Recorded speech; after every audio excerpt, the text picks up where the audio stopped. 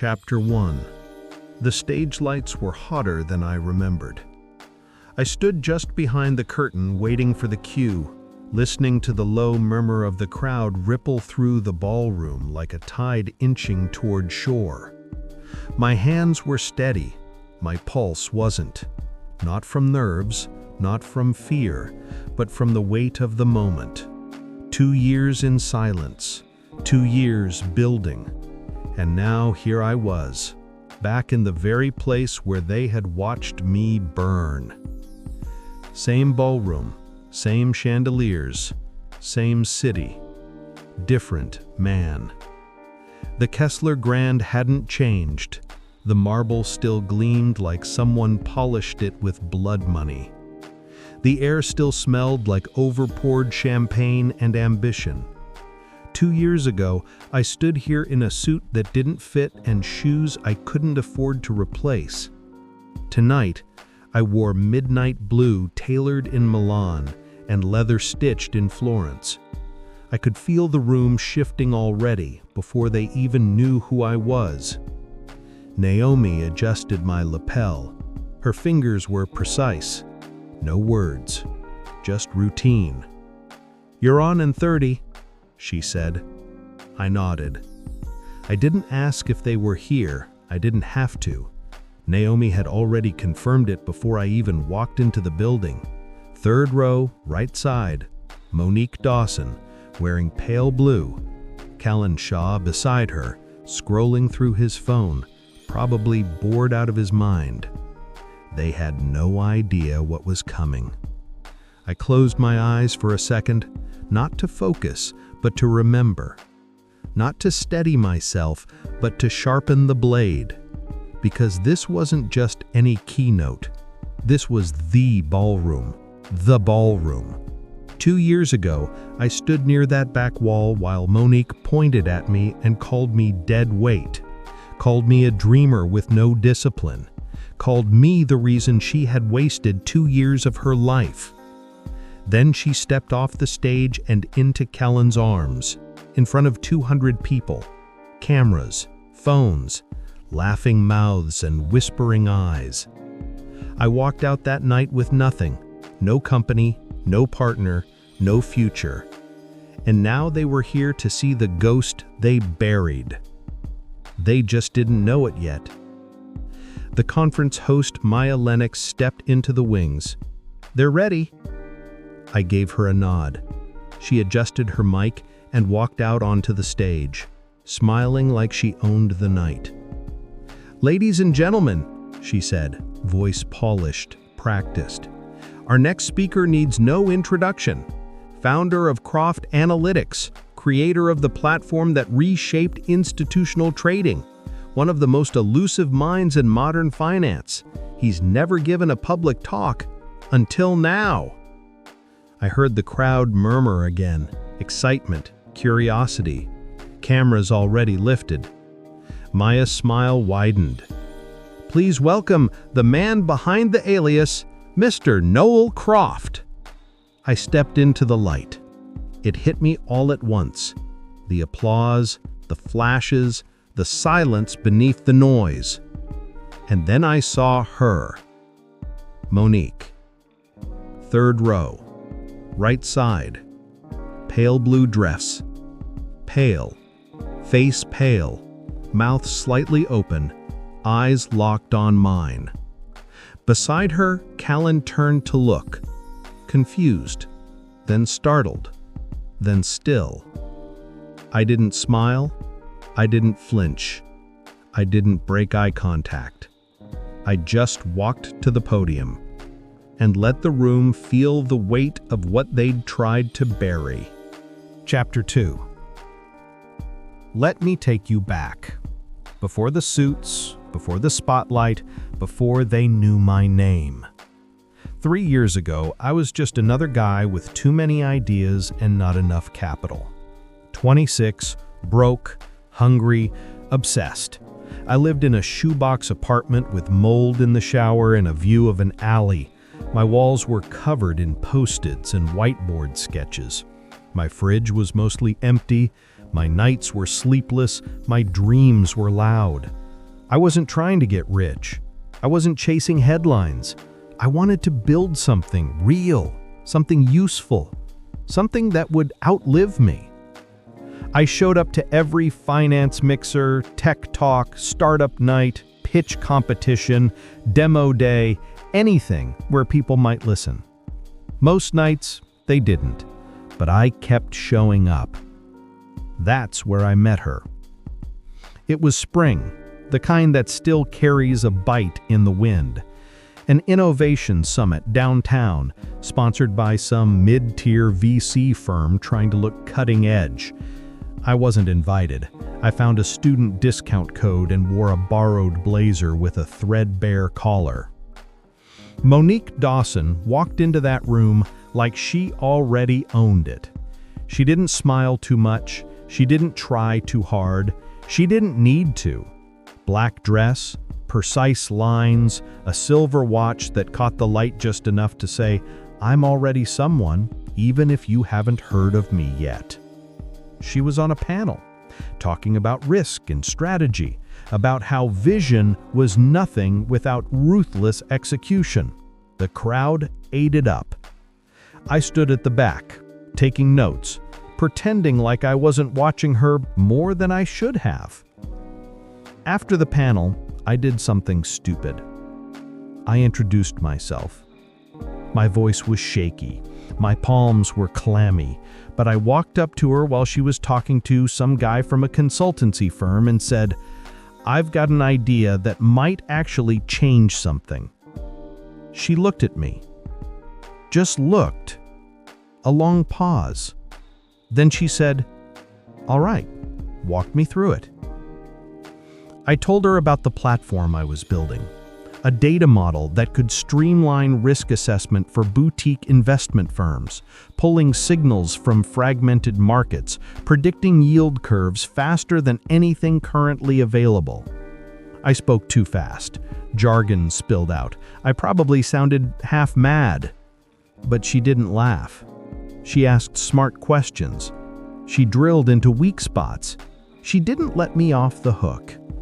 Then she said the words I'd never forget. "You've got something. Most people pitch noise. You're pitching a signal." We exchanged numbers. A week later, we had coffee. That coffee turned into dinner. Dinner turned into overnight strategy sessions, energy drinks and whiteboards, heated debates on monetization versus growth, paper-thin walls between idea and obsession. Monique said I inspired her, said she was tired of corporate structure and boardroom bullshit. She wanted to build, wanted to risk something that mattered. 3 months later, we were dating. 6 months after that, she quit her job and joined me full-time. We were a team. She was the face, the pitch, the voice in the room that turned maybe into "where do I sign?" I was the product, the architecture, the engine. She had connections I didn't. She spoke fluent capital, and she wore tailored ambition like a second skin. And I was okay with that. I was in love with the work, with the mission, with her. We talked about getting married someday, about buying a place with real walls and a garden and space for a dog we'd probably forget to walk. We talked about making it big, together. I believed her. I built the code, she built the pitch decks. I coded until my eyes blurred. She charmed rooms I couldn't get into. I loved her completely, and for a while, I thought she loved me back. Chapter 3. The cracks started showing after our first product launch. I'd spent months building the beta version. It wasn't perfect, but it worked. The data pipeline ran clean, the interface was simple, and the back-end handled stress tests well enough for a launch. Monique handled the marketing. She got us a few articles in niche finance blogs, ran a paid ad campaign, organized a small demo night with some local investors. We were excited. Nervous, but excited. And then Nothing. Downloads were low. Retention was worse. A couple of the features had bugs we didn't catch. Some of the early users gave up before they even finished onboarding. I stayed up for 3 nights straight trying to fix it. I told Monique I just needed more time. She said, "That's not good enough." At first, I thought she was just stressed. I mean, we both were. But her attitude started to shift. She went from frustrated to cold. She stopped talking about what we could improve and started pointing fingers, mostly at me. She said, "You focus too much on the code and not enough on the business. You're great with ideas, but you don't know how to execute. You think this is going to work just because you believe in it?" The comments came casually at first, then sharper, louder, sometimes in front of other people. But I kept going. I believed in the product. I knew we could fix it if we kept working. That's when Callan Shaw entered the picture. He was our age, but already looked like he'd stepped out of a hedge fund brochure. Custom suits, watch worth more than my old car. He was a junior partner at a VC firm with a flashy name and a reputation for picking winners. He came to one of our demo nights. Monique lit up when she saw him. She poured him a drink, introduced him to everyone, even let him take over the Q&A session like he was already part of the team. Afterwards, she said, "This could be our chance." I said, "You mean his money?" She smiled. "I mean, finally working with someone who can actually get us where we want to go." That was the first time I realized I might not be part of her picture anymore. I noticed the way she dressed a little sharper when we had meetings with him, the way she laughed at his jokes, the way she started comparing me to him. Callan would have closed this deal already. Callan doesn't overcomplicate things. Callan knows how to sell. I tried to ignore it, told myself it didn't mean anything, that I was just being paranoid. I mean, we lived together. We were building this company together. She wouldn't just throw that away, right? Our second launch tanked harder than the first. We had taken out a small business loan to fund a rebrand. New UI, better onboarding, tighter code, but the launch fell flat. People just didn't care. A few users trickled in, poked around, left. Investors started pulling out. Monique stopped sleeping in our bed. She took the couch. Then she started staying out later, ignored my calls, gave vague excuses about networking events and late meetings. One night, I came home early. She didn't hear me come in. I heard her voice through the bedroom door. She was on the phone. She said, "I can't keep carrying him, Callan. He's dragging me down. I've given him 2 years and we have nothing to show for it. I need to think about my future." My stomach dropped. I didn't go in. I sat down in the hallway and stared at the wall. I felt like the floor was gone under me. Later that night, I asked her if she was seeing Callan. She looked me in the eye and said, "Are you serious?" She accused me of being jealous, insecure, said I was projecting my failures onto her, told me I needed to grow up and take responsibility. And I believed her.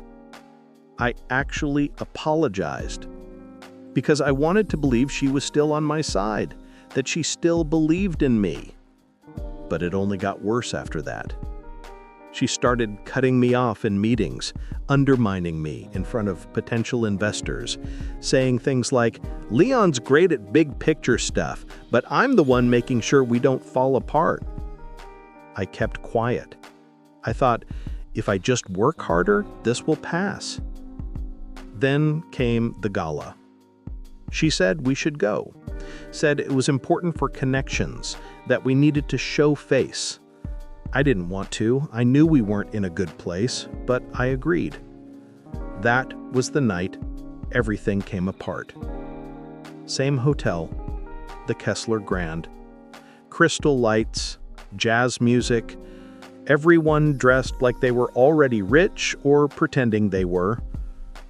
I felt like a ghost walking through that room.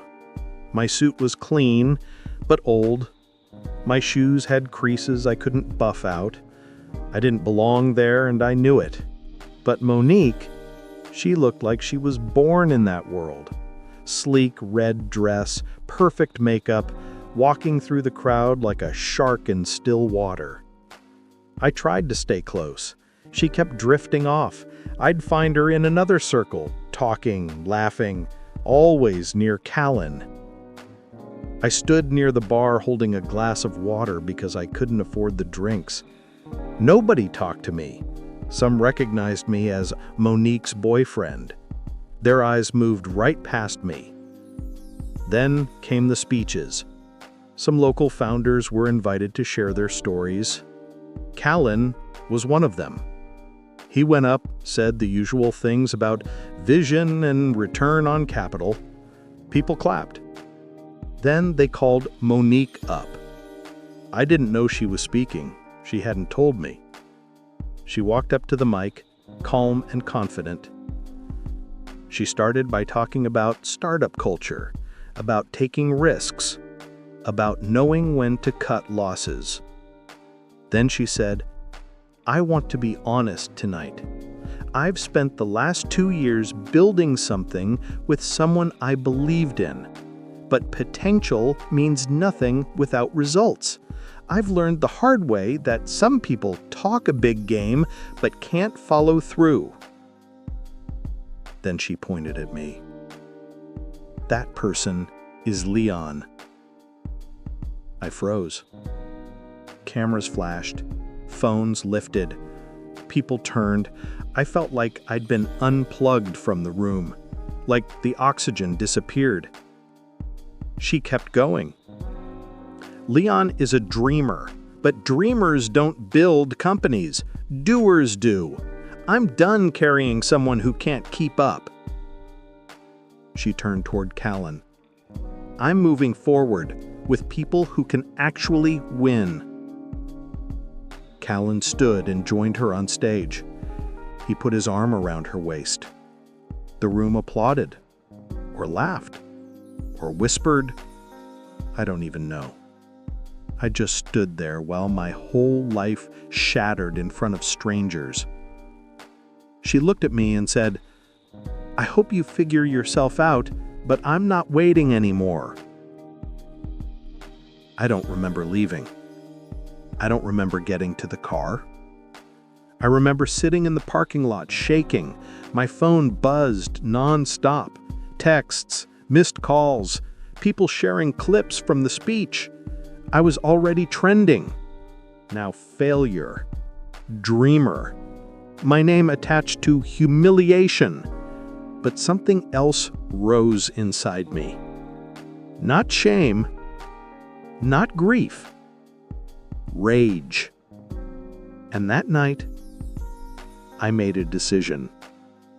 I was done chasing her, done explaining myself, done begging for space in someone else's story. I wasn't going to disappear because I was defeated. I was going to disappear to build. Chapter 4. I packed that night. No bags, just a backpack, some clothes, my laptop, a charger, and whatever cash I had left in my account. I didn't leave a note, didn't say goodbye, just walked out the door and left everything behind. Apartment, shared bills, memories, her. I bought a bus ticket to a town 3 hours away. Not far enough to vanish off the map, but far enough that no one would recognize me or care. The town was small, mostly industrial, with cheap rent and nothing going on. Perfect. I found a studio above a laundromat. The ceilings were low, the radiator barely worked, The walls were so thin I could hear my neighbor watching game shows through the night. But the Wi-Fi worked, and that was all I needed. I set up my laptop on a folding table. That became my desk, my dinner table, my workspace, my life. And I started over. For the first month, I barely moved. I ordered groceries online, avoided going outside. I slept odd hours, sometimes 2 hours, sometimes none. I worked until I collapsed, then dragged myself up and worked again. No social media, no email. I didn't answer calls. I didn't want to know what people were saying about me. I already knew. They thought I was broken, that I'd gone dark because I couldn't handle the fall. Maybe they were half right.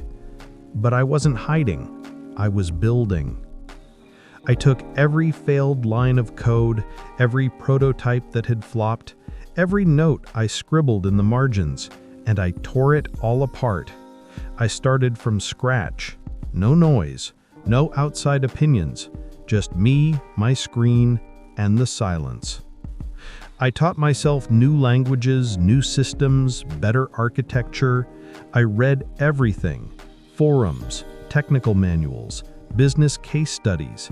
I watched hours of tutorials until my eyes blurred. I lived off instant noodles and crackers. Some nights I didn't even eat.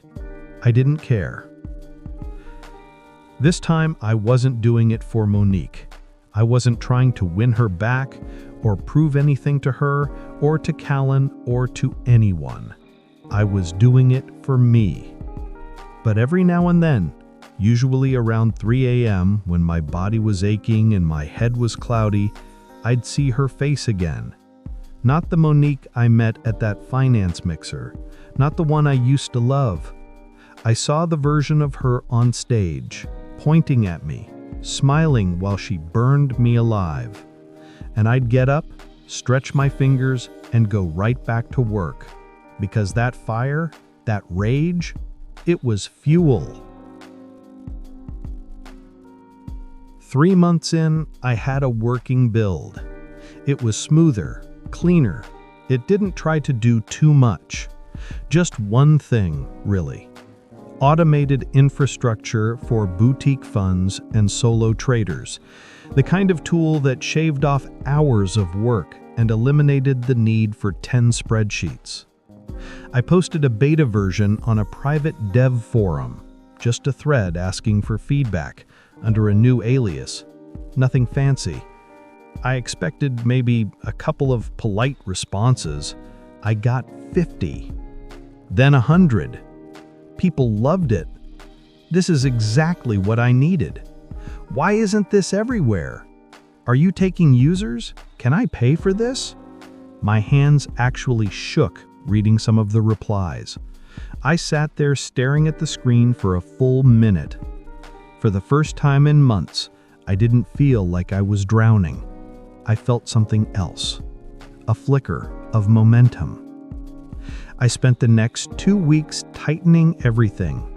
I took the feedback seriously, added features, cleaned the interface, improved stability. Then I launched a closed beta through a private invite list. 200 users signed up within a week. 1,000 by the end of the month. I hadn't even advertised. It was all word of mouth. People started asking if there was a paid version. I hadn't even thought about monetization yet. I just wanted to see if it worked. So I built a premium tier, added advanced analytics, better integrations, support tools. Priced it modestly, just enough to cover my costs and maybe buy something other than dry noodles for once. 50 people upgraded the first week. Then 200. Then 500. That was the moment I realized this might actually go somewhere. But I didn't celebrate. I didn't tell anyone. I kept my identity anonymous. No name, no profile photo, no history. Just the company name, Croft Analytics. A clean, simple alias. Elegant, forgettable. like it had always existed. I stayed in the shadows because this wasn't about image. It was about the product. And because I knew if people found out who I was, they'd only see one thing: the guy Monique humiliated. Not anymore. This was mine, and no one was taking it from me. Chapter 5. I kept my world small. I wasn't trying to blow up. I wasn't chasing headlines or looking for viral buzz.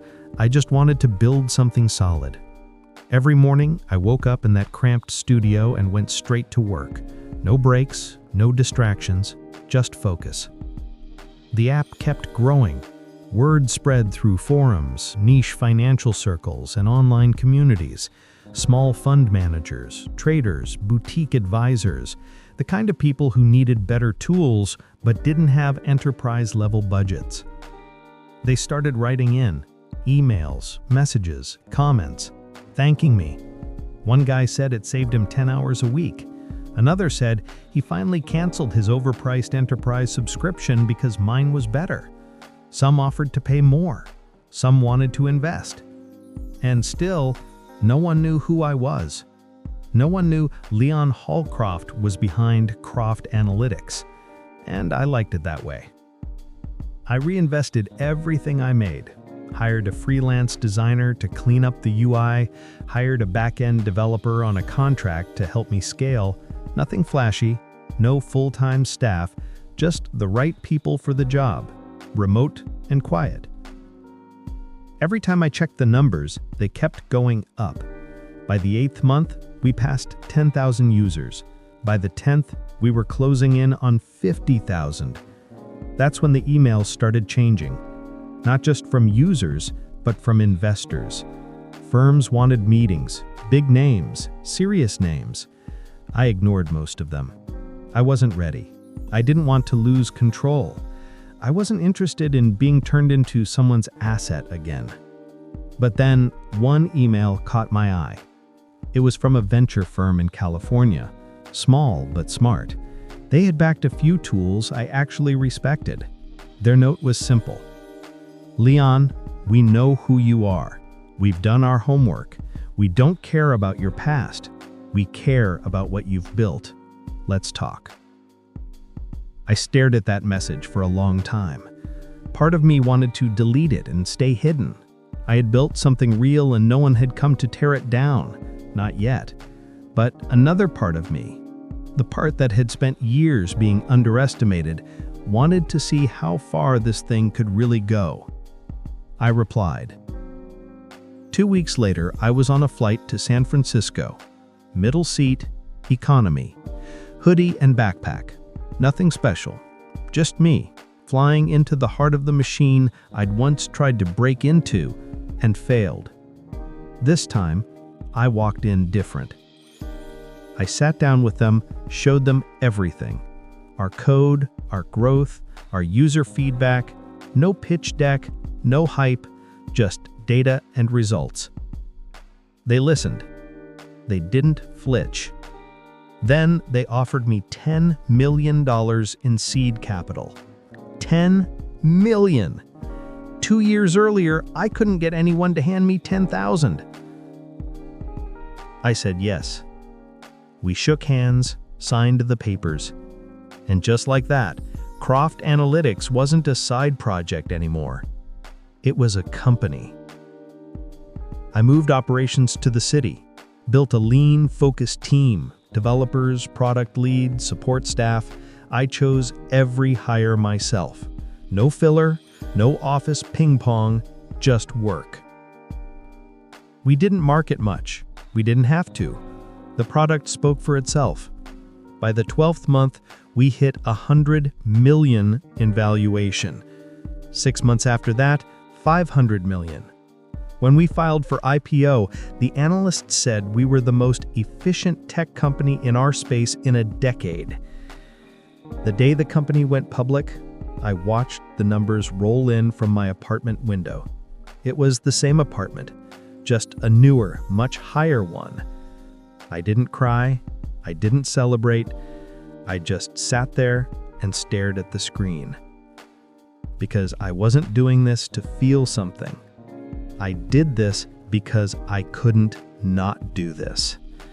And maybe because deep down, I wanted the world to remember the name Leon Hallcroft and forget the night Monique Dawson tried to erase it. Chapter 6. I kept a low profile, even after the IPO. No press tours, no interviews, just one short statement through the company's media rep, thanking users, our team, and partners. No spotlight. But people started connecting the dots. A few sharp reporters figured out that the quiet founder behind Croft Analytics was me, Leon Hallcroft, the same guy who had disappeared 2 years ago after getting publicly humiliated at the Meridian Gala. Some articles popped up. Comeback of the year, from shame to silicon. A few podcasts tried to bait me for interviews. I ignored them. I wasn't interested in becoming a symbol. I just wanted to build. But the past doesn't stay buried, especially when you return to the same city where it all went wrong. The tech conference was being held at the Grand Meridian Hotel. Same hotel, same chandeliered ballroom, same velvet curtains. 2 years later. My company was sponsoring the entire thing. That was my idea. And I was booked as the surprise keynote speaker. Most of the guest list didn't know who I was. They just knew the name Noel Croft, the public alias I used to sign internal memos, product roadmaps, and investor updates. We'd built some mystery around it. The idea of a low-profile genius at the helm. That was the branding. It worked. Even Monique bought it. She was sitting in the third row when I walked out onto that stage. Same confident posture, hair done, perfect as always. Beside her sat Callan Shaw, wearing a tailored navy suit and the same smug smirk he used to flash in investor meetings. I hadn't seen either of them in 2 years. The second I stepped under the lights, Monique's face changed. She froze. Her mouth opened slightly, one hand hung mid-clap, then slowly dropped into her lap. I looked straight at her. No smile, no smirk, just eye contact. And I started speaking. I didn't use slides, no charts, just words. I talked about failure, about what it feels like to hit rock bottom in front of an audience, about how silence can either break you or sharpen you, and how 2 years ago, someone pointed at me on this exact stage and called me a failure. I didn't name her. I didn't need to. The room was silent.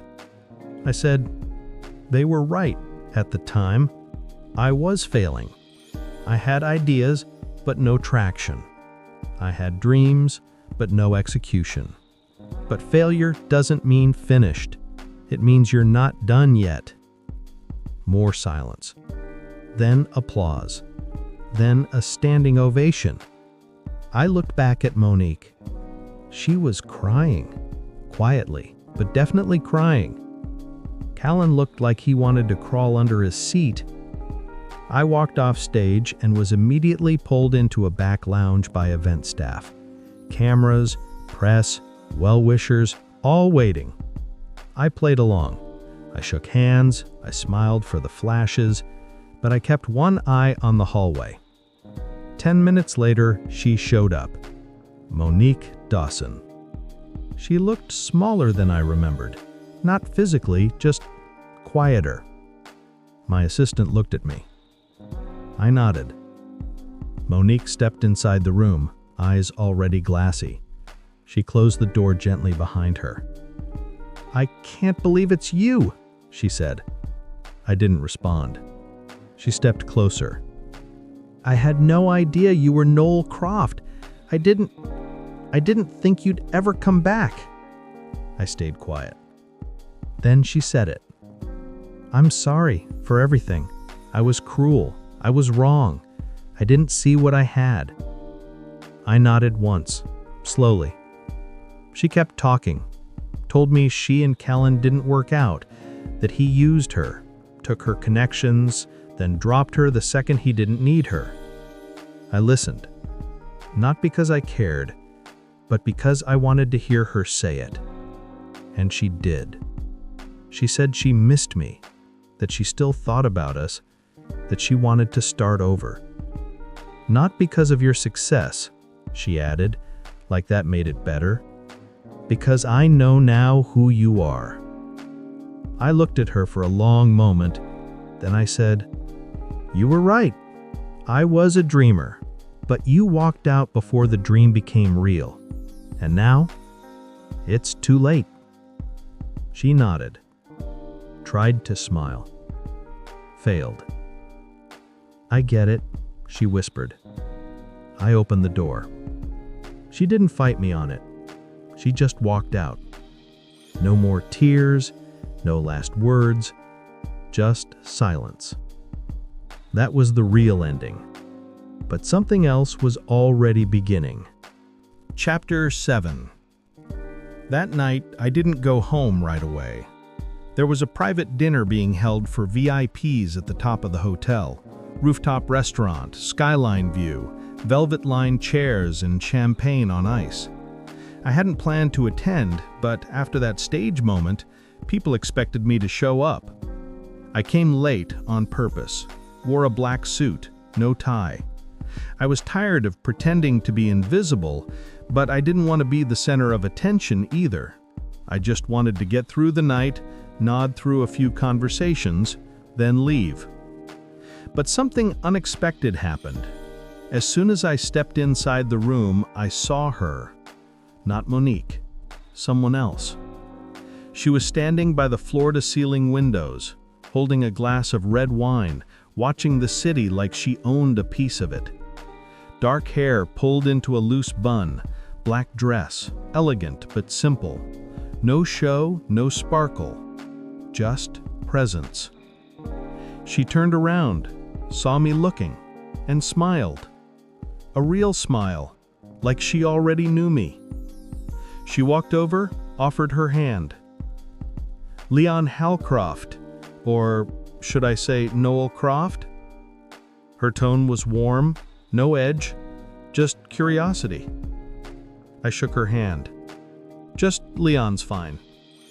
She laughed softly. "Samara Ashford. We went to Penn together. Computer science. You probably don't remember." I blinked. Then it clicked. Front row, always took notes. Used to ask questions the professor couldn't answer. She grinned. Guilty. I was a menace. We started talking. Easy, natural. No business angle, no pretense. She wasn't there to pitch me anything. She didn't need anything. She ran her own tech consultancy, built it from scratch, knew the industry inside and out. And somehow, she still treated me like I was just some guy from college. Not a headline, not a story, just me. It felt good. We talked for an hour, maybe more. The city faded out behind us, the clinking glasses, the murmurs, all of it blurred. And then Monique walked in. She must have wrangled an invite. Maybe someone added her to the list, or maybe she pulled strings. Either way, she was there. Lipstick perfect, eyes scanning the room. When she saw me standing with Samara, her face tightened. She walked straight over. "Leon," she said. Ignored Samara entirely. "Who is she?" "Samara Ashford, and you are?" Monique didn't answer. She turned back to me. "Please, 5 minutes. It's important." I didn't want a scene. I looked at Samara. "Excuse me for a second?" She gave me a small nod. "I'll be by the window." Monique pulled me aside, off to the edge of the room. "Leon," she said, her voice lower now. "I know I messed up, But I'm asking you, please, can we just start over? I know what we had. I know I threw it away, but I've changed. I looked at her. You haven't changed. You lost something and now you want it back. That's not true. It is, I said flat. You didn't want me when I had nothing. You wanted someone who could get you somewhere faster, and when that didn't work out, you remembered I existed. She didn't argue, and that was all the confirmation I needed. I'm not interested, I said. Go home. She just stood there. I turned and walked back to Samara, who was exactly where I left her. Everything okay? She asked. Yeah, I said. Everything's fine now. We talked for another hour. Then I walked her to her car. As we stepped into the night air, she turned to me. You still have feelings for her? I thought about it. Honestly, no. I used to. I loved her, but she killed that. Now there's nothing left. Samara smiled. Soft. Real. Good. Because you deserve better than someone who only wants you when you're on top. I looked at her. Can I see you again? She didn't hesitate. I'd like that. We exchanged numbers. She got in her car and drove off. And for the first time in 2 years, I didn't feel angry or hollow or stuck in the past. I felt something close to peace. But it didn't last long, because the next morning, everything blew up. Chapter 8. I woke up to 23 missed calls, 12 texts, 4 voicemails. My inbox was on fire. All of it happened overnight. I blinked at the phone screen, still groggy, heart already sinking. Something was wrong. I called my assistant. She picked up instantly. Leon, turn on the news, now. I sat up, grabbed the remote, and flipped to the nearest business channel. There she was, Monique Dawson, standing behind a podium, wiping fake tears from her eyes like she'd practiced the gesture in the mirror. She was saying, this isn't about revenge, it's about justice. She was accusing me of stealing her ideas, of cutting her out of Sterling Finch, Knowlecroft's company. She claimed I'd taken everything we'd built together, ran off, and rebranded it all as my own. She called it theft, betrayal, abuse of trust. She said she had documents, emails, proof. Bullshit. I stared at the screen, silent. Every word was a lie, but she said it like she believed it. That's what made her dangerous. My phone buzzed again, my lawyer this time. She's filing a lawsuit, publicly, full media blitz, claims she's owed half of everything. Half of everything. I didn't panic. I didn't throw anything or scream. That's what she expected, a reaction. Instead, I got out of bed, poured myself a glass of cold water, and sat down at the kitchen table. Monique wanted war. She was about to find out I don't lose wars. By noon, it was everywhere. Headlines, commentaries, hashtags, the ex-girlfriend versus the billionaire. Some people believed her. Of course they did. People love a victim, and she played the part well. She posted throwback photos, shared clips from interviews we'd done years ago, carefully edited to make it look like she was the brains and I was just the dreamer in the background. I didn't respond. Not online, not to reporters, not to anyone. Instead, I pulled my team into high gear. We built the counter case. Document trails, code commits, IP filings, beta test records, investor memos. Everything time-stamped, everything clean. The app that became Sterling Finch didn't exist until after I had left Monique. The prototype wasn't even on the same code base. And every critical breakthrough, it came during those 18-hour days in that broken studio apartment above a laundromat, when I was living on crackers and instant noodles, and she was clinking champagne glasses with Callan Shaw. Still, the truth doesn't matter much when the internet smells blood. Debate started. Think pieces came out. One podcast called me the Theranos of emotional betrayal, whatever the hell that means. Another accused me of erasing women from tech. I stayed silent, because I didn't care about trending hashtags. I cared about the courtroom, and that's where we'd win. Through it all, Samara stayed. She didn't flinch, didn't ask questions I couldn't answer, didn't treat me like a headline. She just showed up. Late one night, after a brutal day of back-to-back legal calls, she brought over takeout, Chinese, extra dumplings. No cameras, no talk about strategy, just quiet. We ate on my balcony, bare feet, paper containers, city below. At one point I said, she could take half, you know. If a judge believes her, if the PR pressure gets into the courtroom, it could happen. Samara didn't blink. She'd be the man who built something from nothing. I looked at her. She meant it. Every word. And for the first time in weeks, the weight on my chest let up just a little.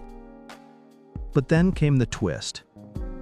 2 weeks before the trial, I got a message from someone I never expected to hear from again. Callan Shaw. He wanted to meet. I didn't trust it, but curiosity won out.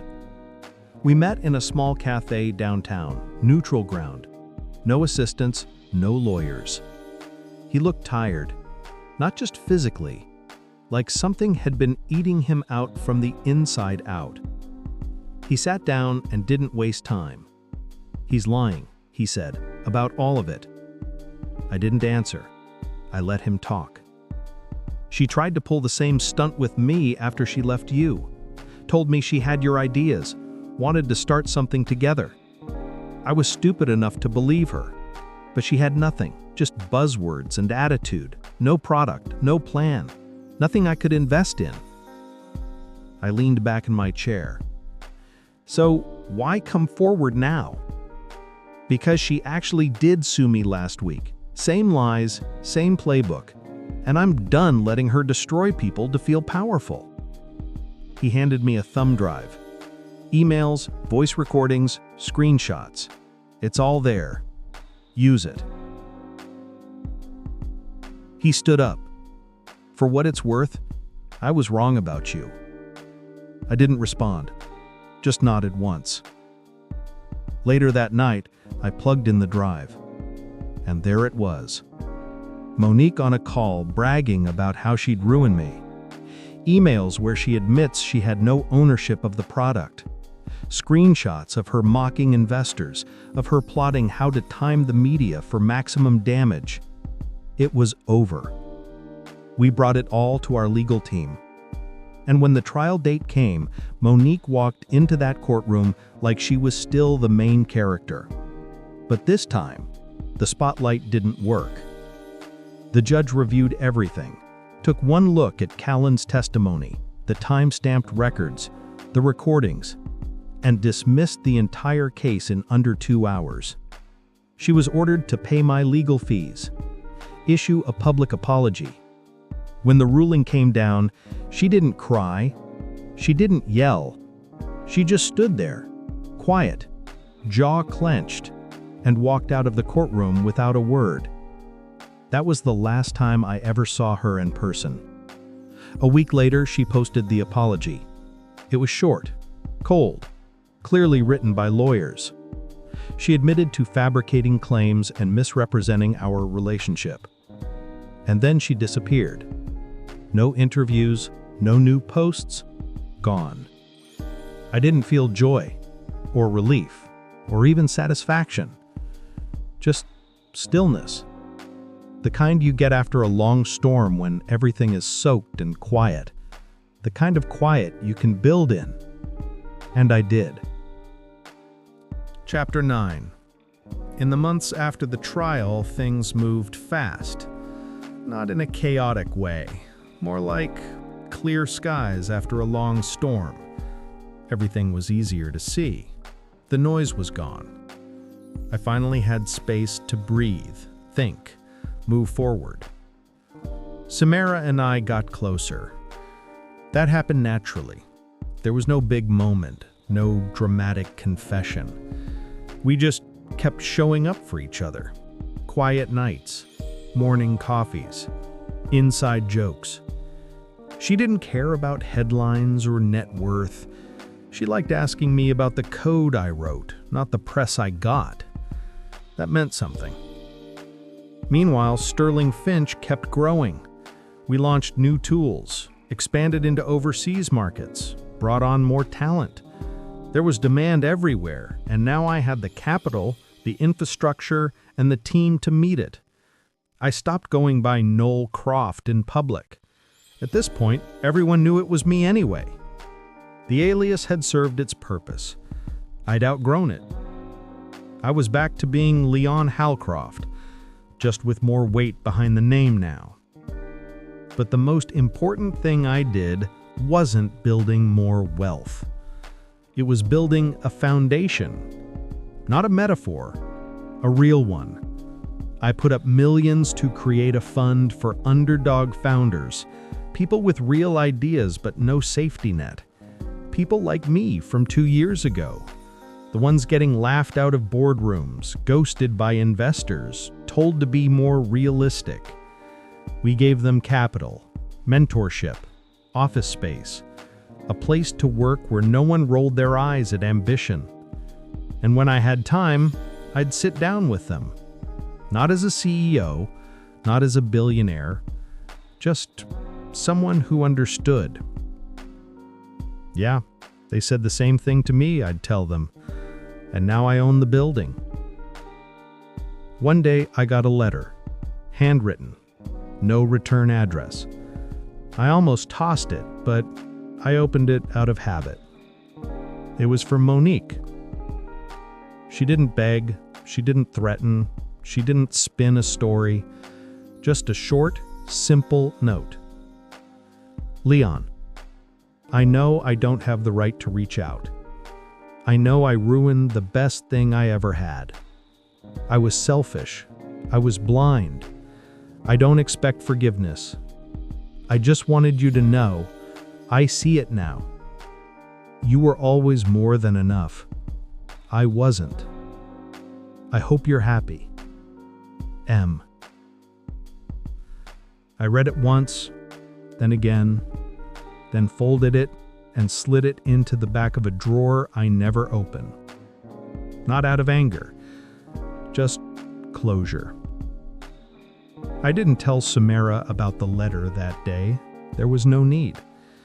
She walked into the room, wrapped her arms around me, and asked, "Everything okay?" "Yeah," I said, "just something from the past." She kissed my cheek. "Good, because the future looks better." And she was right. I wasn't haunted anymore. I wasn't chasing payback or proving anyone wrong. I wasn't that guy staring at a cracked ceiling above a folding table anymore. I had a new life, one I built, without shortcuts, without revenge. I had love, real love. And most of all, I had peace. Not the kind people post about online, not the kind you fake.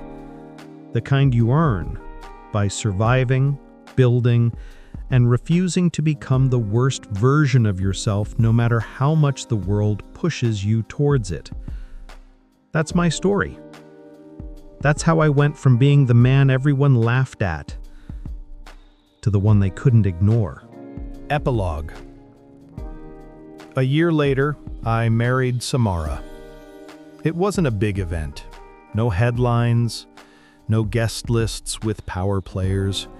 Just a small ceremony on a hilltop overlooking the water, with the few people in my life who mattered. No staged photo ops, no overpriced decor, just real vows, said quietly, between two people who'd been through enough to know exactly what love isn't and what it is. She wore a simple white dress. I wore a suit that finally fit me properly. My younger brother stood beside me as my best man. Samara's sister handed us the rings. I remember looking at her during the vows, thinking, this is the only time in my life I haven't felt like I had to prove anything. I was just me, and that was enough. After the wedding, we stayed off the grid for a while. No work calls, no meetings, just the two of us driving up the coast in an old convertible, eating at roadside diners, sleeping in motels that smelled like old wood and ocean air. It was the first time in years I let myself slow down. Eventually, we came back to the city, but I came back different. I stepped down as CEO and moved into a chairman role. I still guide the company's vision, but I don't run the day-to-day. I don't need to, because I've already won. Not just the business war, not just the reputation game. I won the part that actually matters. Knowing who I am when no one's watching, when I'm not in the spotlight. When I'm just some guy standing at the kitchen counter, making coffee for the woman he loves. That's the real end of the story. Or maybe it's the beginning of a better one. Either way, I'm not looking back. Thank you for sharing this chapter with us at Velvet Chapters Brew. Comment, like, and subscribe to see where the next page takes us.